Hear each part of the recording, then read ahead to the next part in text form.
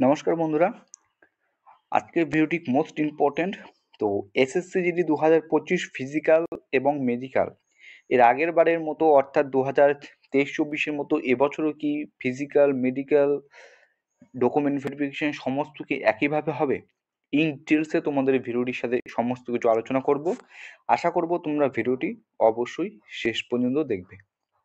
তার আমি বিগত 3 বছরের এসএসসি জিডি এক্সামের প্রত্যেকটা একটু রিভিউ দেওয়ার চেষ্টা করছি।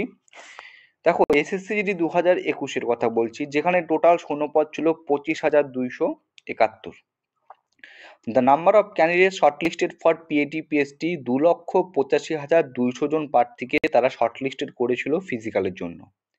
টোটাল ভ্যাকান্সি ছিল 25,271, অর্থাৎ শূন্য পদের প্রায় 11.3 গুণ প্রার্থীকে শর্টলিস্টেড করেছে ফিজিক্যালের জন্য।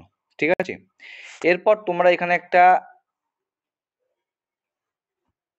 নোটিশ দেখতে পাচ্ছ, যেটা সম্পূর্ণ কিন্তু অফিসিয়াল। এখানে তোমরা দেখতে পাচ্ছ 2,85,200 জন প্রার্থীকে শর্টলিস্টেড করা হয়েছিল। তার মধ্যে 95,650 জন প্রার্থী ফিজিক্যাল দিতে যায়নি, তারা সম্পূর্ণরূপে অ্যাবসেন্ট ছিল। 1,89,550 জন প্রার্থী ফিজিক্যালে উপস্থিত ছিল।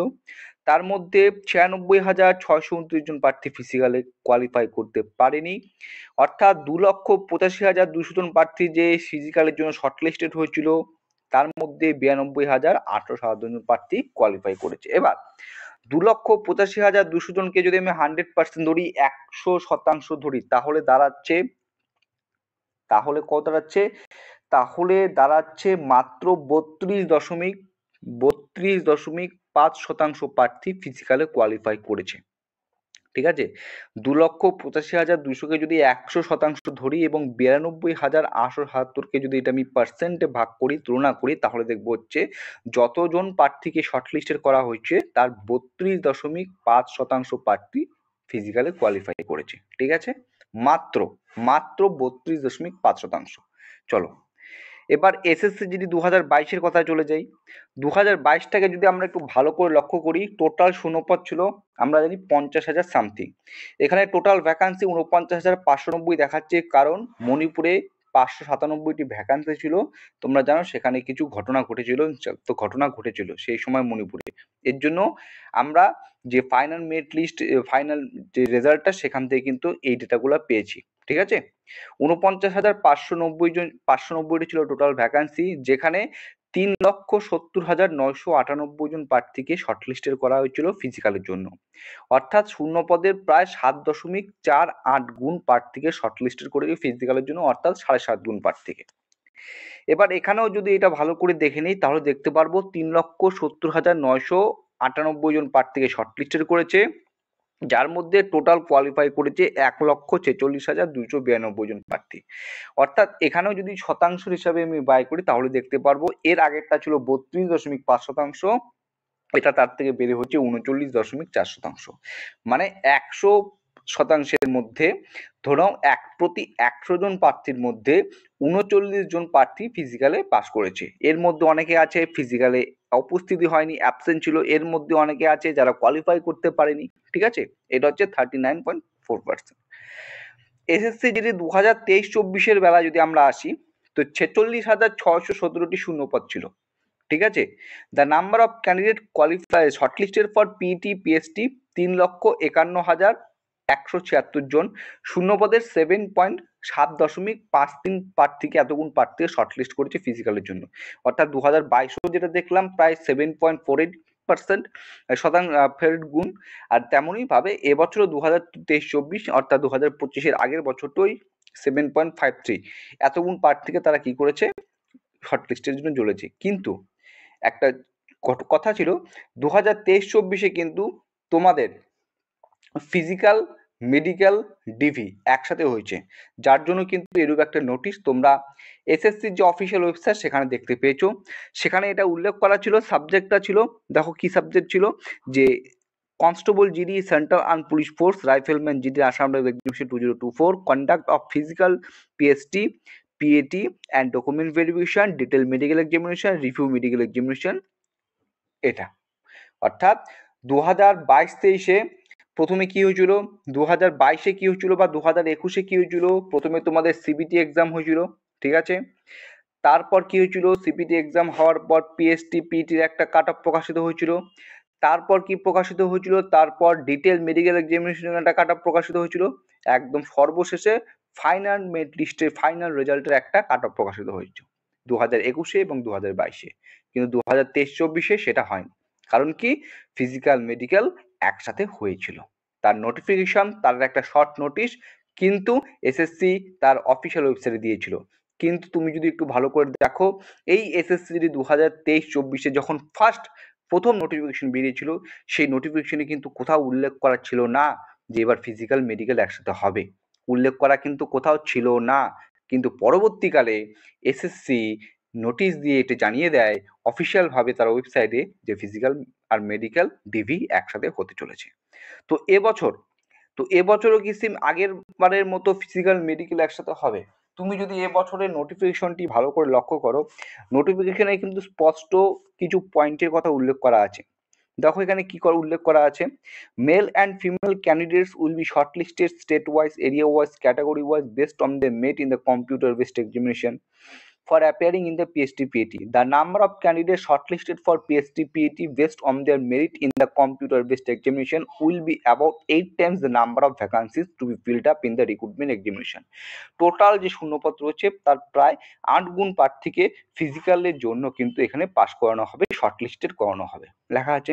তারপরে দেখো এই পয়েন্টটা, the candidates who are successful PST PAT, যারা পিএসটি-পিএটি সাকসেসফুল হবে উইল বি কনসিডার এলিজিবল, তাদের এলিজিবল করা হবে কিসের জন্য, শর্টলিস্টিং করা হবে পরবর্তী স্টেজের জন্য, যেটা হচ্ছে ডিটেল মেডিকেল এক্সামিনেশন কিংবা ডিভি।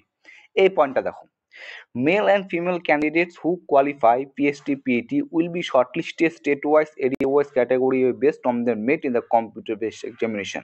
ঠিক আছে, the number of candidates shortlisted for DME-DV based on their merit in the computer-based examination will be about 2 times the number of vacancies. অর্থাৎ মোট শূন্য পদের 2 গুণ প্রার্থীকে ডিটেল মেডিকেল এক্সামিনেশন অথবা ডকুমেন্ট ভেরিফিকেশনের জন্য কিন্তু ডাকা হবে। এটা হচ্ছে 2025-এ নোটিফিকেশন, যেখানে 39,000 সামথিং প্রথমে ভ্যাকান্সি ছিল, কিছুদিন আগে যে শূন্যপদটা বেড়ে 53,000 হয়েছে। ঠিক আছে, 2025-এ নোটিফিকেশনে কিন্তু স্পষ্টভাবে বলা আছে এখানে ভ্যাকান্সির 8 গুণ প্রার্থীকে ফিজিক্যালের জন্য ডাকা হবে, ভ্যাকান্সির 2 গুণ প্রার্থীকে ডিটেল মেডিকেল এক্সামিনেশন কিংবা ডিভির জন্য ডাকা হবে। তো এই যে নোটিফিকেশন, এই নোটিফিকেশন ধরে আমাদের চলতে হবে। তুমি এখন বলতে পারবে না, কোনোভাবেই তুমি বলতে পারবে না যে আগের বারের মতো এবার ফিজিক্যাল মেডিকেল একসাথে হবে। এখনো কিন্তু তুমি জোর গলায় বলতে পারবে না, কারণ 2025-এর যে নোটিফিকেশন প্রকাশিত হয়েছে সেখানে কিন্তু দুটোকে আলাদা আলাদাভাবে বলা হয়েছে। ঠিক আছে, তো সেই নোটিফিকেশনের সাথে আমি যদি তুলনা করি, কারণ আমার কাছে এই ডকুমেন্টসটাই আছে, সেজন্য আমি এখানে তুলনা করতে পারছি। ঠিক আছে, টোটাল ভ্যাকান্সি 53,690টি রয়েছে।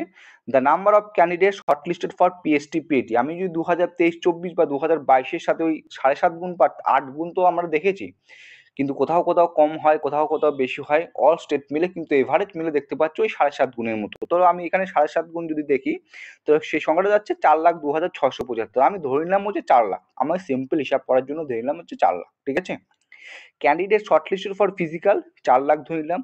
এবার কোয়ালিফাইড করতে পারে কত ফিজিক্যালে, 2023-24-এ কিন্তু আমাদের জানা নেই যে 2023-24-এ কতজন প্রার্থী কোয়ালিফাই করেছে ফিজিক্যালে, জানা ছিল না।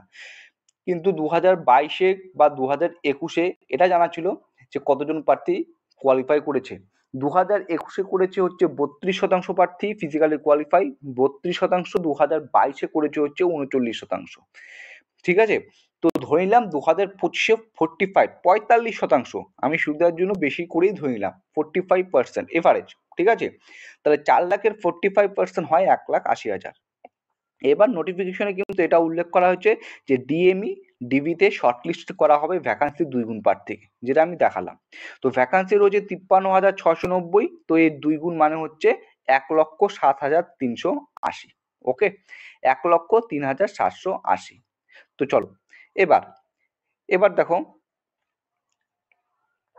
এবার আমরা ধরে নিলাম এবার আমরা ধরে নিলাম যে মেডিকেলে 30% 30% প্রার্থী রিজেক্টেড হলো, অর্থাৎ 100 জন প্রার্থী যাবে, সেখানে 30 জন প্রার্থী মেডিকেলে ফেল করবে। আমি এটা ধরে নিলাম নিচে 30% প্রার্থী, তাহলে তা প্রার্থী সংখ্যা দাঁড়াচ্ছে ওই 1,07,300 30% যদি রিজেক্ট হয়ে যায় তাহলে টোটাল সংখ্যা দাঁড়াচ্ছে 75,000।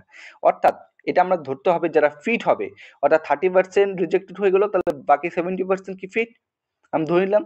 তা যারা ফিট হবে তাদের চাকরি পাওয়ার সম্ভাবনা থাকবে হচ্ছে 71%। অর্থাৎ এই 30% প্রার্থী যখন মেডিকেলে রিজেক্টেড হয়ে যাবে 30%, তো 1,07,000-এর 30% বার করবো প্রায় 32,000-এর মতো হবে।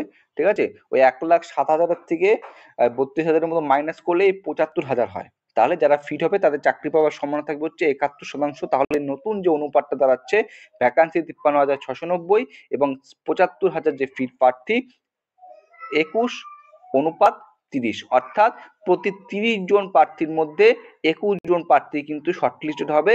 আর এটা শর্টলিস্টেড হবে তারা যে সিবিটি এক্সাম অর্থাৎ কম্পিউটার বেসড এক্সাম দিয়েছিল তার মেরিটের ওপর। ঠিক আছে, এটা হতে পারে বর্ডার ডিস্ট্রিক্টের ক্ষেত্রে প্রতি 30 জন প্রার্থীর মধ্যে আরো বেশি 25 জন 26 জন প্রার্থী কোয়ালিফাই করবে, কারণ বর্ডার ডিস্ট্রিক্টের ক্ষেত্রে কিন্তু ভ্যাকান্সি অনেকটা কম রয়েছে। জেনারেল ডিস্ট্রিক্টের ক্ষেত্রে হতে পারে প্রতি 30 জন প্রার্থীর মধ্যে 18 জন প্রার্থী বা 19 জন প্রার্থী বা 20 জন প্রার্থীর মতো পাস করতে পারে। ঠিক আছে, এই হচ্ছে ডিটেলস, তোমাদের সমস্ত কিছু আমি এখানে জানিয়ে দিলাম। তারপরেও যদি তোমাদের মনে কোনো প্রশ্ন থেকে থাকে, অবশ্যই আমাকে তোমরা কিন্তু কমেন্ট বক্সে কমেন্ট করে জানাবে। আই রিপিট এগেইন, এরপরও যদি কোনো প্রশ্ন তোমাদের মনে থেকে থাকে অবশ্যই কিন্তু তোমরা আমাকে জানাবে।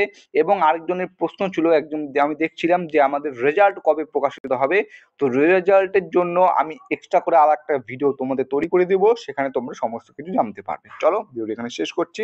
জয় হিন্দ, জয় ভারত।